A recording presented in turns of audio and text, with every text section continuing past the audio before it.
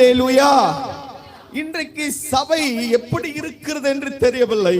இன்றைக்கு எப்படி விசுவாசிகள் இருக்கிறார்கள் என்று தெரியவில்லை.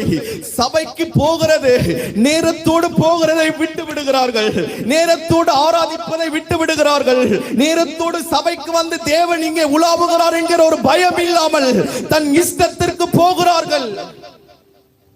எப்படி குறித்திருக்கிறது நிறைவேறும்?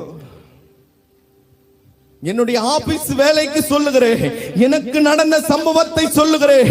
தேவாலயத்திற்கு 8 மணி சர்வீஸ்னா 8:30 மணிக்கு போவேன்.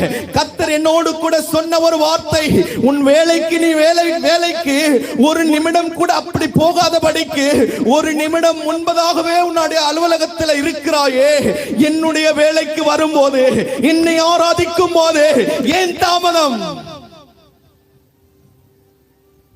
அங்க தாமதம் வரும்போதுதான் அங்க குறை வரும். அல்லேலூயா, அல்லேலூயா. ஆசீர்வாத தடைக்கு யார் காரணம்? யார் காரணம்? நீ எந்த சாக்கு சொன்னாலும் கர்த்தர் அது